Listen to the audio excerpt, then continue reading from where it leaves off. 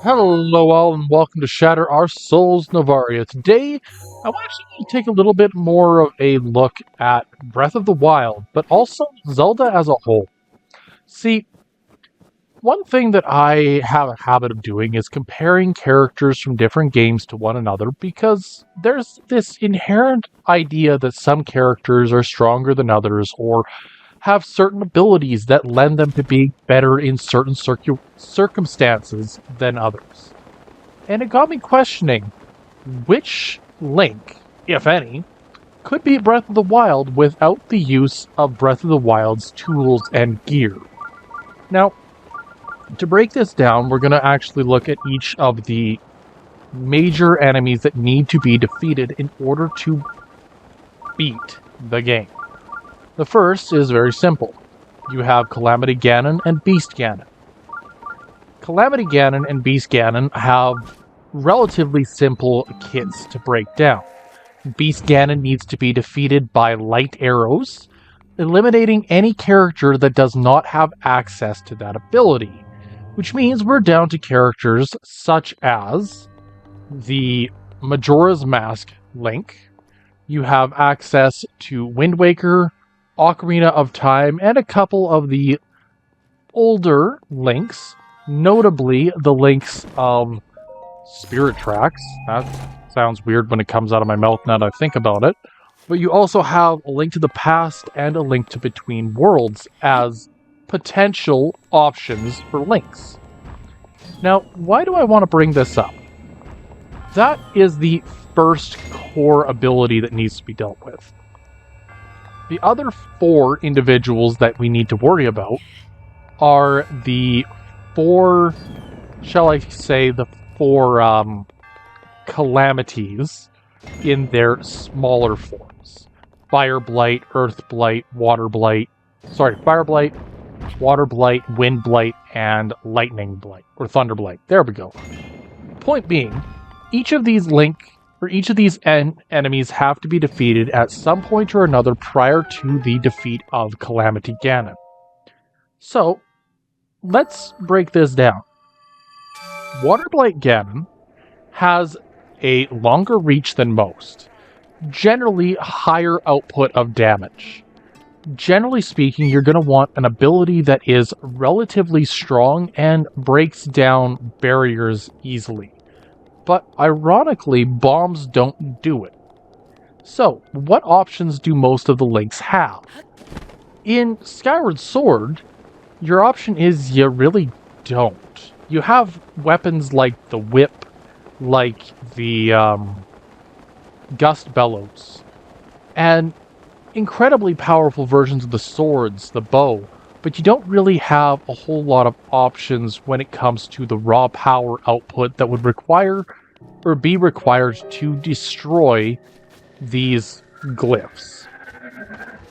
He does, however, have the means of sending them back in the form of a shield. With their base gear, the shield would send back said ice blocks back at Water Blight Ganon. Much the same, you could use that argument for most Links being able to send a projectile back at their opponent. Now, this is important to note, because in my mind, it already is something rather dangerous and difficult to deal with. Secondly, we have characters like Ocarina of Time Link. Now, the item that I personally believe is most likely to destroy this version of Water Blight, as far as Ocarina of Time goes, would have to be most likely either the Megaton Hammer or the Mirror Shield.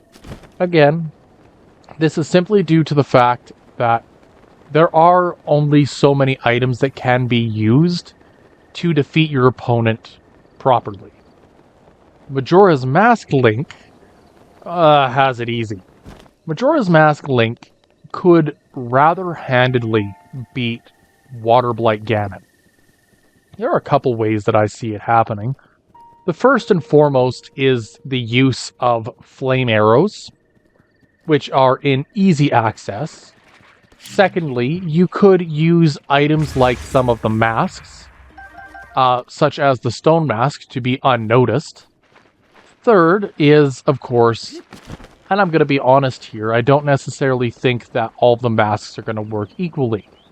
But the Deku mask could theoretically hop the little Deku guy across various water pits, and the boomerang-style throwables that you get at the end, or get through the Zora mask, could also probably go around the defenses of Water Blight Ganon.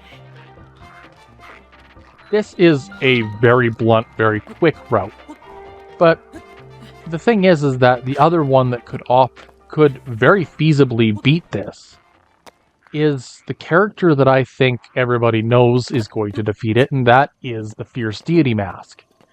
On a one-to-one basis, the Fierce Deity Mask could very easily defeat each of the 4 Blights, as it is shown to have been able to defeat enemies of that caliber on multiple occasions, being able to beat each of the 4 major bosses of Majora's Mask in mere seconds. So that's a great thing to note. But getting back on track, Wind Waker Link would have to use either the Mirror Shield, which I don't know if it would work quite the way we want it to. And that's really the only item that really fits to help that Link out in general. The Flame Wand, or the Flame Wand, would work wonders for both the Hero of Legend and the hero, or the new hero of Hyrule, in the form of Link to the Past and A Link Between Worlds. So cool. Each of these characters have an option to defeat Water Blight. There's one character that I left out of this discussion that I think has all of the options to defeat every single one of these Blights as well. And it's my personal favorite Link, Twilight Princess Link. Now, for Water Blight Ganon, there are 2 options that come to mind. The first being the bow, the second being the ball and chain. Now, ball and chain is a very circumstantial style weapon. It is one that most characters would not be able to handle, wield in any notable capacity. And yet, this Link does so absolutely swimmingly. So, great. Fantastic. So we have, 5 Links that could beat Water Blight? Fire Blight is rather easy. Do they have bombs? Now, the primary reason I bring this up is because Fire Blight is a very defensive tank, but its primary skills rely very heavily on flame-based attacks, and to beat it, you effectively need to break down its shields and armor within a reasonable frame of time. To this, I believe that every one of the Links could beat Fire Blight reasonably. There are a couple odd circumstances that might not work out 100%, but generally speaking, that's going to be my go-to here is, yeah, they could do it. Note that I say it has to be bombs, as if you tackle it with another tool, like let's say the Megaton Hammer or the Skull Hammer, it really doesn't have the same effect that I'm looking for. So, great. Moving on, we have Wind Blight Ganon.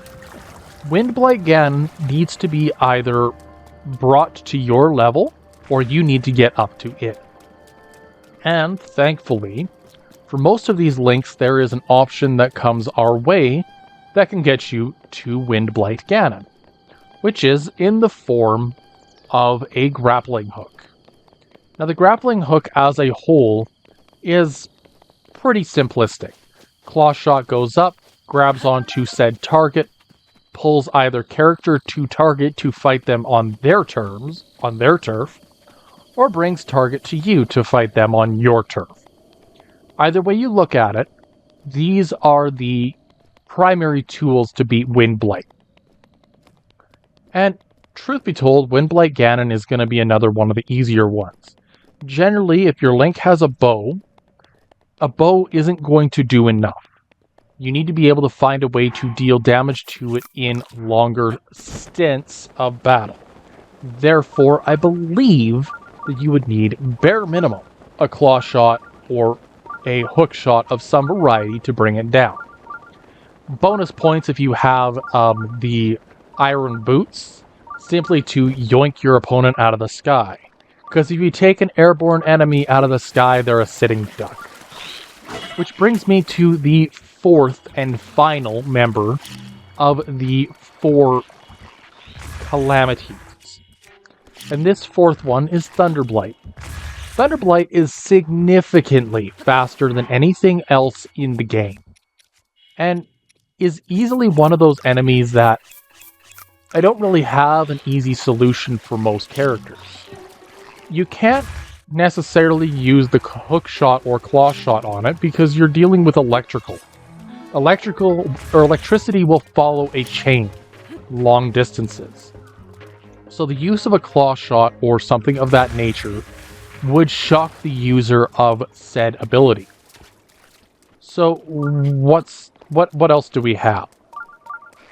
Ocarina of Time Link has the light arrows, fire arrows, and ice arrows. And I believe that's a good place to start. Somewhere where you can fight an opponent in a way that doesn't necessarily require direct confrontation or direct contact. Now, note, Thunderblight does not always have access to the electrical abilities and is not always using it. Theoretically, that's a good thing. But as a result of that, sometimes electrical will go through, sometimes it won't. Generally speaking, my rule of thumb is going to be very blunt. If it works, it works. But the point I want to get at with Thunderblight is there's no easy solution for him. Thunderblight, because of its raw speed, needs to be slowed down. Ice arrows would do wonders for that. So any character with ice arrows should be a character that would be fantastic for fighting against Thunderblight Ganon. So ice arrows encapsulates Majora's Mask, Ocarina of Time, and Wind Waker Links. Twilight Princess Link doesn't have access to those tools. So what would he use instead? That's the question of the day. And depending if it was ever an option, I believe that the Dominion Rod could theoretically deal the damage necessary to fight against said opponent, as long as he had some level of statues to work with. If he didn't, then I don't really have an answer for Twilight Princess to beat this version of the Blight. But who could? Who could defeat the Blight? Thunderblight, I believe, would easily defeat Skyward Sword. The best weapon he has is probably the whip for that one. Whip or bow. And the thing is that Thunderblight is so fast that when it's really focused, a bow or an arrow won't penetrate its shield. So we have to look elsewhere. Reality is, I don't think Skyward Sword would be able to beat Thunder either. Third, we have Ocarina of Time, which, as I specified, may have a solution, but most of the solutions end up focusing in on the bow. But I believe that Ocarina of Time would actually use a tool such as a, what's the word? The boomerang? Assuming that you had the Child Link side. If you didn't, then you would need something a tad more powerful, more potent than what would be notable in that way. So, my item of choice for Ocarina of Time to defeat Thunderblight would actually fall into the form of the Golden Gauntlets. Now, Golden Gauntlets are a weird item. They make Link incredibly strong and capable of doing ridiculous feats of strength. We're talking lift multiple tons of granite, throw it over his shoulders, and look back as if nothing ever happened. Theoretically, with this Link's raw strength, he could, theoretically, lift and throw those steel pillars as something similar to a javelin. That would probably be the closest you would get to taking down Thunderblight without using something directly connected to your character. Wind Waker Link has, of course, the boomerang, which I think would do the trick. Thunderblight, it would be too focused on looking directly at your character to realize they're getting hit across the side of the head with a boomerang. Personal opinion. And much the same, you could apply that mentality to most of the other versions of Link across the entire franchise. But there's still more that we could look at, isn't there? I mean, we have the 4 blights. We have the various ways to defeat them. I want to offer one more situation here. Each of the blights have to be fought in sequence, which means our Link has to also be able to handle the raw output of destruction that each of the now 6 calamities, in the form of Dark Beast Ganon and Calamity Ganon as well, can dish out. Which means they need defense. They need means of keeping themselves going.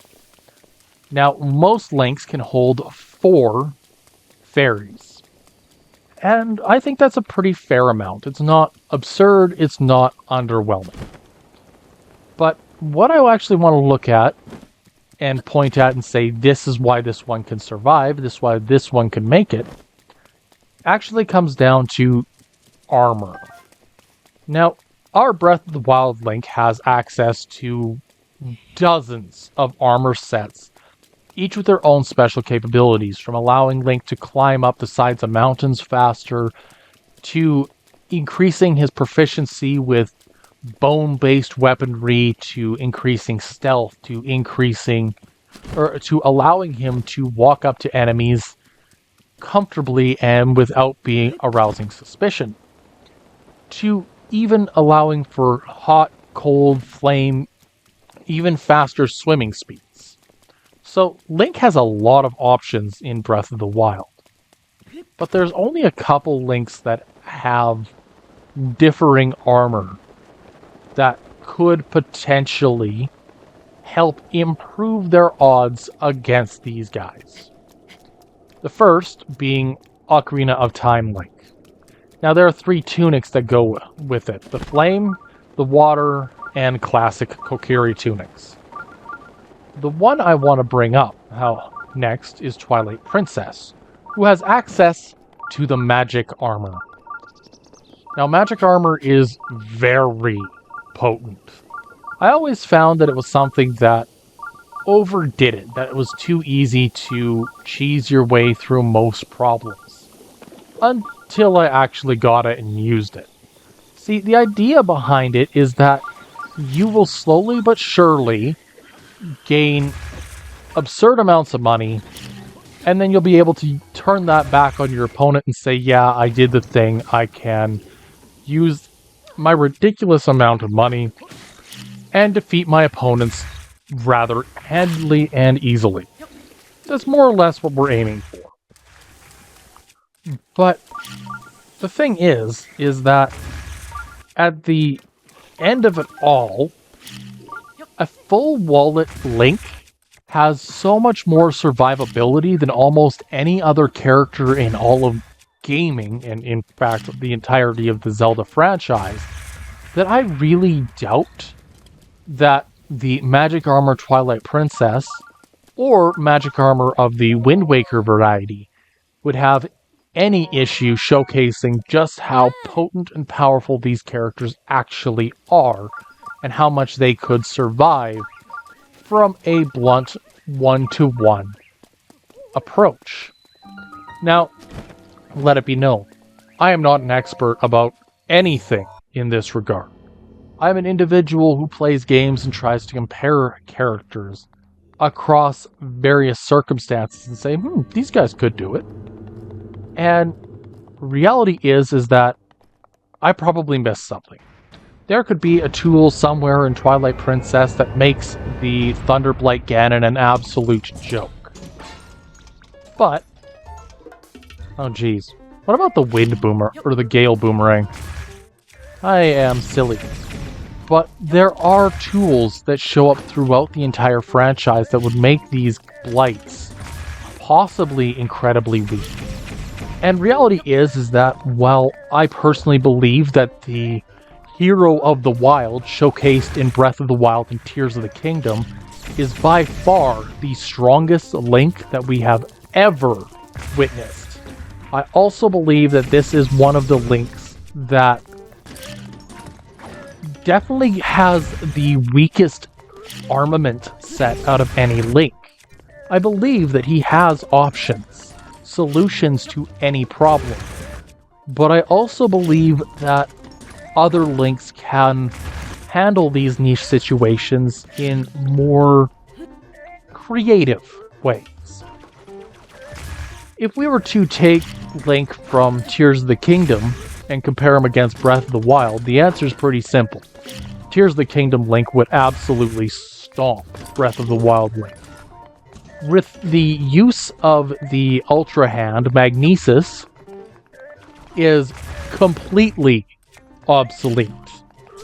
By the use of the recall, stasis is completely obsolete. Cryonis doesn't really do much, it just breaks or creates ice. And I really think that Tears of the Kingdom Link has enough traversal options that breaking or releasing ice isn't that big an issue. Bomb arrows would do the trick, I'm sure. So, Tears of the Kingdom would also absolutely crush all four of the blights, quite handedly. So, who knows? Maybe I'm overthinking things. That tends to happen. Anyways, we are in the Lake province of Breath of the Wild. And this province is honestly going a lot faster than I was bargaining for.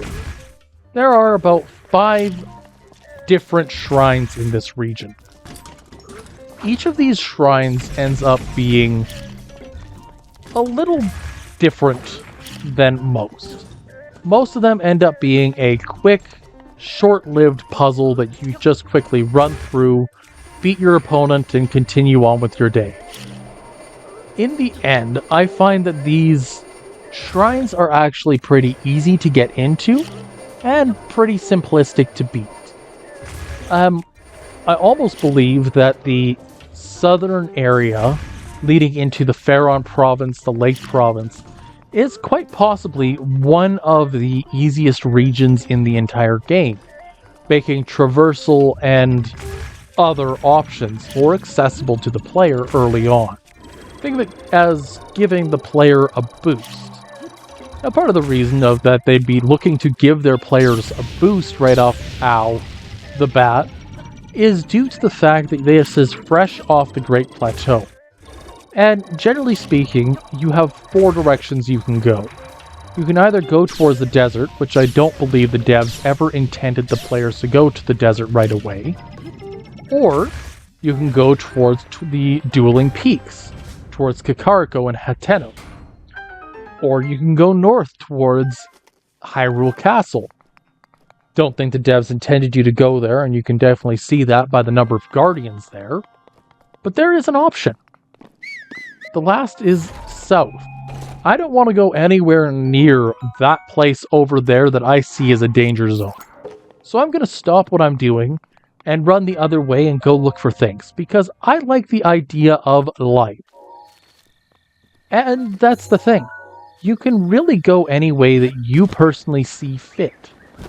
I, personally, tend to go towards either the Tabantha province or Kakariko village. But the option has always been there for you to go whichever direction that you ever desire. And that is glorious. it is something that makes the game unique, and has a better investment over time compared to some games. The hard part is replayability, because you can play the game in a dozen of different ways, but it really depends on how you, the player, desire to actually make it happen. And with that, we officially have had the first blood moon since the Hebra Mountains. The blood moons have been something that I've actually been waiting on. See, there's a shrine in the Hebra Mountains that I could not open, and I was hoping that I could get down there with something else and get up there and deal with this problem. But sadly, I've been waiting on a blood moon for a while. Apparently destroying half a forest and multiple major enemies and 15 shrines seems to have finally done the trick. So that's, I suppose, a good thing. Anywho, we got one more shrine we're going to be tackling today. And it's ironically one that I think is pretty funny overall. There are some that are really quick and simple. There are some that are really complex and ridiculous. This one, I can't remember. Oh, metal doors open the way. Okay, so this one I am going to be channeling my inner Vinny from the movie Atlantis: The Lost Empire.